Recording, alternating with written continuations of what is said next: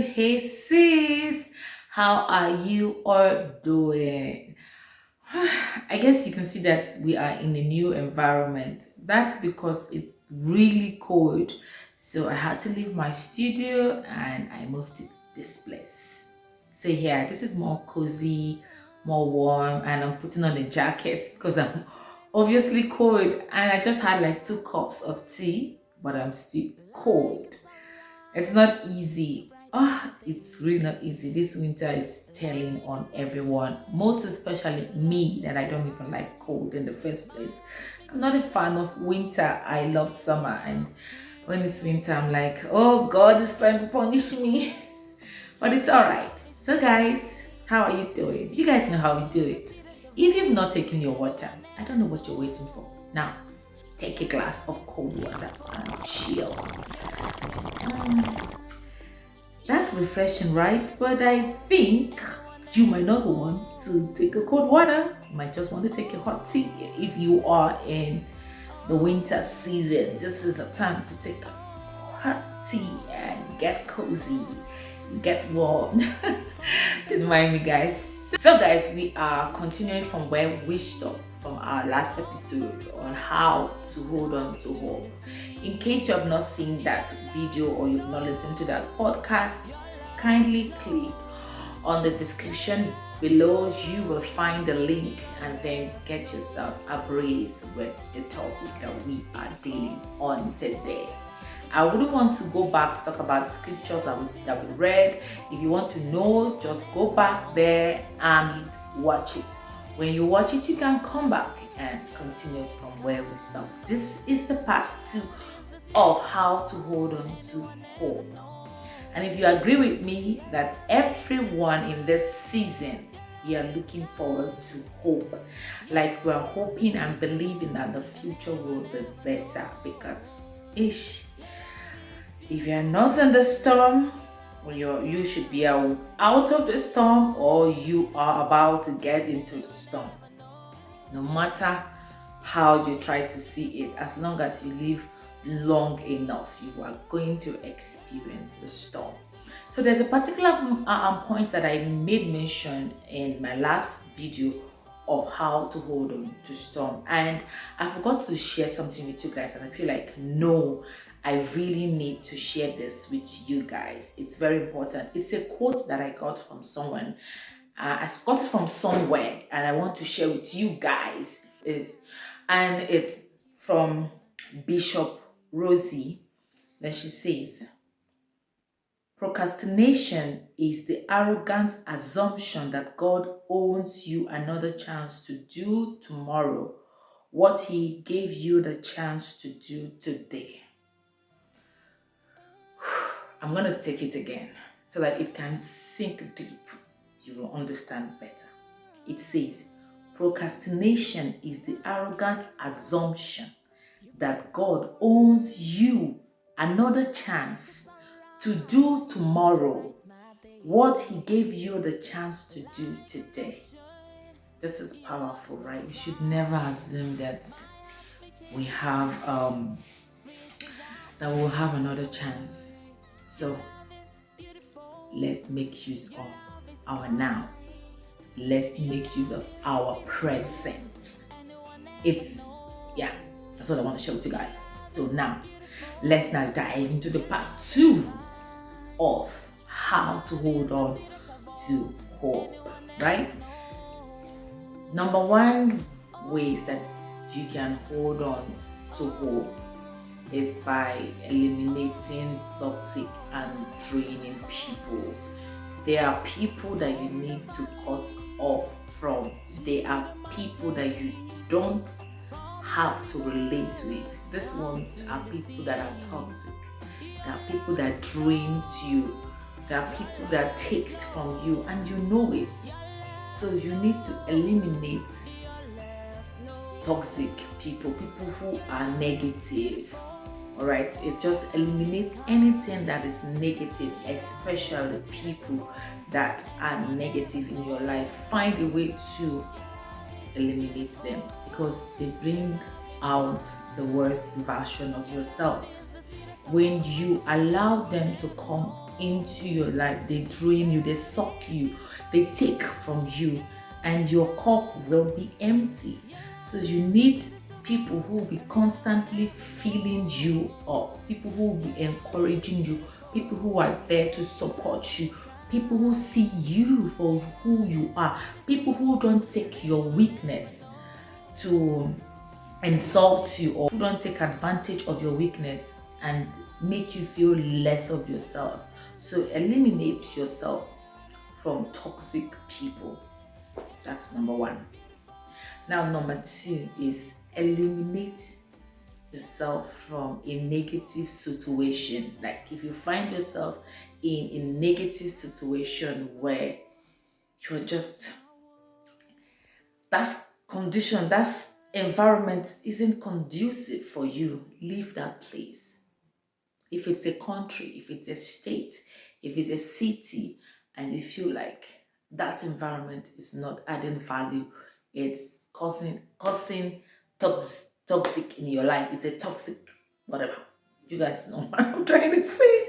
It's toxic. So try your best to eliminate that. I used to have a couple of friends that when they are arguing like this, they want to kill themselves, you know. And sometimes I just go crazy, like, what's wrong with these people? Can't you guys have a healthy argument?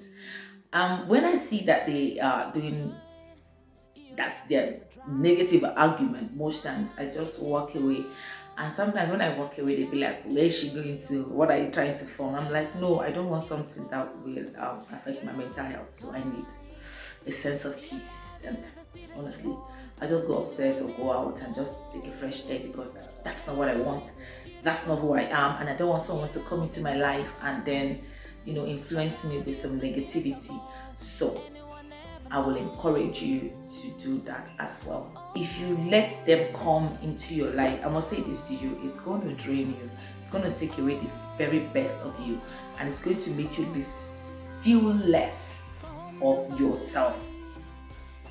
All right. So another point again that I just want to share with you guys out there. That's the number third ways on how you can hold on to faith, to hope. I don't know why I keep saying faith and hope. I think they are pretty the same, right? Yeah, faith and hope. That's a thing different.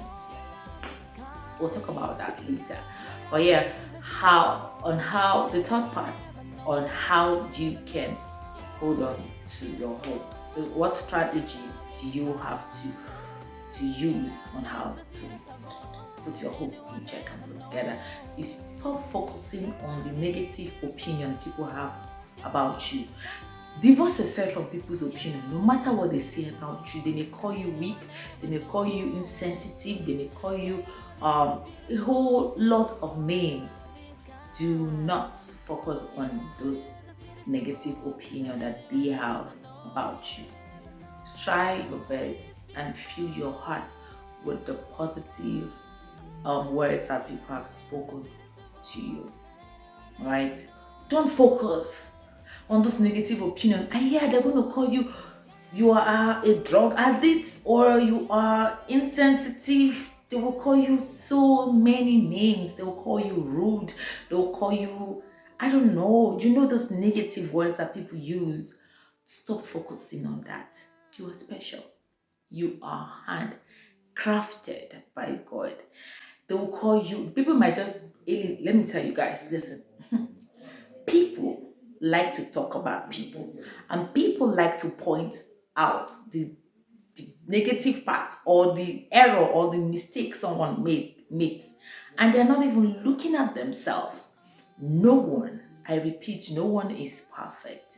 We are all bunch of imperfection, and we are going to make mistakes. We're going to stumble, we're going to get up, we're going to be messy, we're going to make a whole lot of mistakes.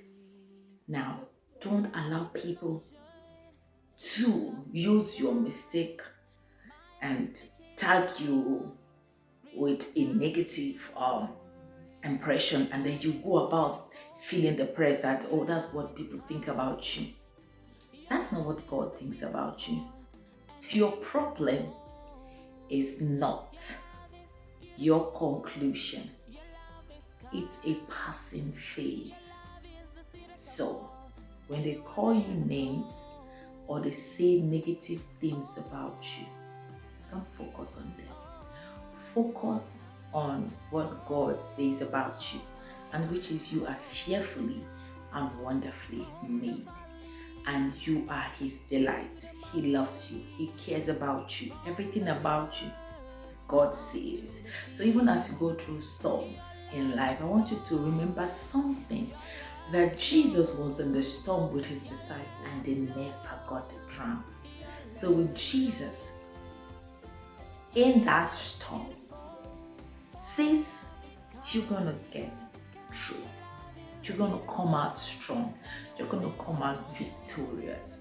I want to share this story with you guys. So before I came to South Africa, I had made plans with some couple of friends that I was supposed to be with and stay with. I made a whole lot of plans, like I was coming to stay with this person, and all of a sudden she disappointed me. I booked my ticket. Everyone in my family knew I was going to come to South Africa. I was going to, yeah. And I didn't tell my parents because I didn't want them to feel like it's a burden, or they might feel very concerned, like, oh, you don't know anybody in South Africa and you're coming to South Africa and the people you were supposed to stay with have disappointed you, so there's no point. No, they'll be this concerned. I just told myself, it's fine. It's part of my storm. So I was it was difficult, I must say to you guys. And at a point, I was like, should I cancel my ticket or should I not? Then something just spoke to me that, listen, I know why I don't want you to go stay with those people for now. I'm going to make a way for you. Like, I feel like, I don't know, I felt like I was talking to myself, but actually someone was talking to me. And the way God did it, I'm here, I'm fine, and I'm living my best life. And I want to say that if you trust God and hope in God, He's going to give you victory at last. So sis, I don't know what you're going through. I don't know your pain. I don't know your struggle, but I want to encourage you. God has not left you. He sees you. He cares about you, and He's going to see you through that situation. Do not give hope up. Keep believing. Keep trusting God.